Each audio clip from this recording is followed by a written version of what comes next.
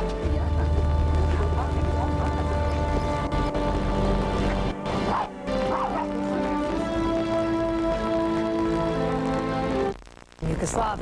Ethnic Albanians continue to stream across the Kosovo border. They describe the capital of Pristina as a ghost town.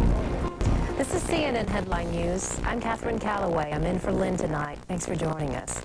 President Clinton says that Yugoslav President Slobodan Milosevic is responsible for the safety of 3 American soldiers who were captured by Yugoslav forces. Serb TV showed pictures of Staff Sergeants Andrew Ramirez and Christopher Stone and Specialist Stephen Gonzalez. The official Yugoslav news agency says the servicemen will be tried in the military court as soon as tomorrow. Pentagon spokesman Ken Bacon says the men now are considered prisoners of war and are covered fully by the Geneva Convention. Mr. Clinton says the United States will do everything in its power to assure the safe return of the soldiers. There was absolutely no basis for them to be taken. There is no basis for them to be held. There is certainly no basis for them to be tried. All Americans are concerned about their welfare. President Milosevic should make no mistake. The United States takes care of its own. 25-year-old Staff Sergeant Christopher Stone is from Smiths Creek, Michigan. He's married and has 1 child. And 25-year-old Staff Sergeant Andrew Ramirez is a cavalry scout from Los Angeles. Specialist Stephen Gonzalez is a 21-year-old cavalry scout from Huntsville, Texas. People in his hometown are hanging yellow ribbons and praying for his safe return. His parents say they have put their faith in God, but say it was comforting to see Serbian television pictures of their son.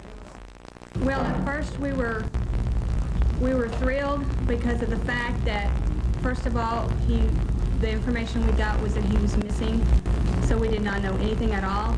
So when we saw him on TV, it was a great relief. However, of course, we realized that he was in a bad situation. Yeah, it's a bittersweet relief. You see him, that he's alive and blinking his eyes, but yet, don't know what's going on.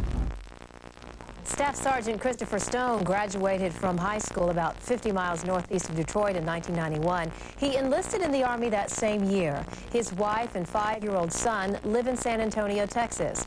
Now, former teachers and classmates describe him as a talented athlete and a tough kid. It was extremely saddened that we had 3 hostages taken, and then to find out it's a former student from our school district and somebody that I knew in school, it just makes things so much more personal and close to home for us. And again, immediately I thought of his family and friends and just prayed for Chris's safe release as well as the other 2 gentlemen. Staff Sergeant Andrew Ramirez is 24 years old and grew up in Los Angeles. He was enrolled in the Gifted and Talented Education program at his high school, where he was on the track and wrestling teams. Well, to me, well, it hits home because we're a very united family, and it happens to one, it happens to all of us.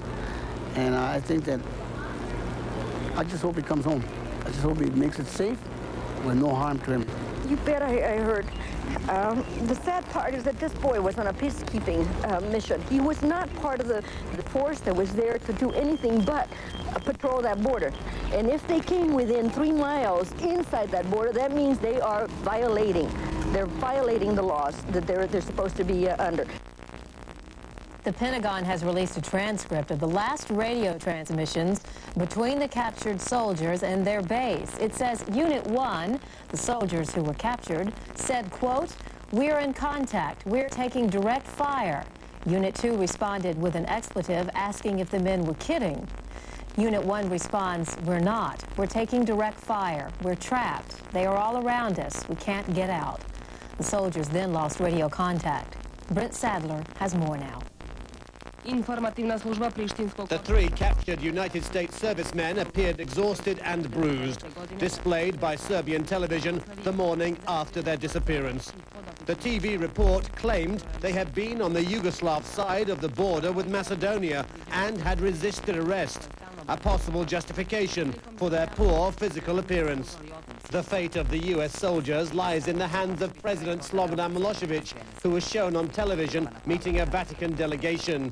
Pope John Paul II is urging that all military action be suspended for a week during Easter. In another televised report, President Milosevic was shown meeting moderate ethnic Albanian leader Ibrahim Rugova.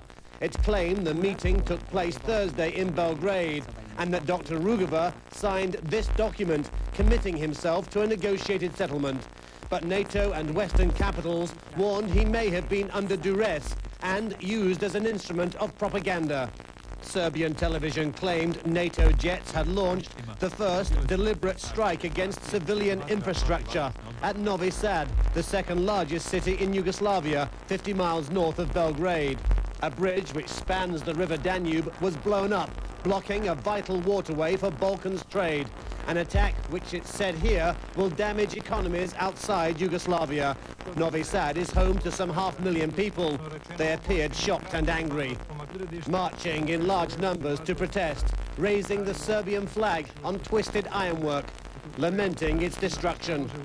There is no official estimate for the increasing cost of Yugoslavia's stand on Kosovo, and no casualty figures, neither among military personnel nor the civilian population, although some hospitals complain they're running short of medical supplies. Anti-NATO demonstrations are now a daily event in many cities, shown on Serbian television. A massive target, seen everywhere, has become a potent symbol of their defiance. British and US flags were burned in the southern city of Niš. Yugoslav authorities have refrained from calling the 3 captured US servicemen prisoners of war, but a military court in Pristina, it's being reported, will start investigating their case as early as Friday. Brent Sadler, CNN, Belgrade. Bearing tales of horror and violence, more ethnic Albanians are streaming out of Kosovo. Many say they have traveled on foot for hours and have spent the night in the rain. Others say Serb police forced them on crowded trains to leave Kosovo. Relief workers have been trying to keep up with the continuous flow of refugees. UN officials say about 180,000 refugees have crossed into Macedonia, Albania, and Montenegro. They say more are expected to follow. Recapping now the latest developments in the Kosovo situation. Yugoslavia says a military court will investigate the case of 3 captured U.S. servicemen. They are said to be part of a peacekeeping force in neighboring Macedonia, but Yugoslavia says the men crossed into Kosovo. President Clinton says there is absolutely no basis for the men to be held captive or to face a military court in Yugoslavia. And the Pentagon now says it's regarding the Americans as prisoners of war. Stay tuned to CNN Headline News for the latest developments in the strike against Yugoslavia. Them both.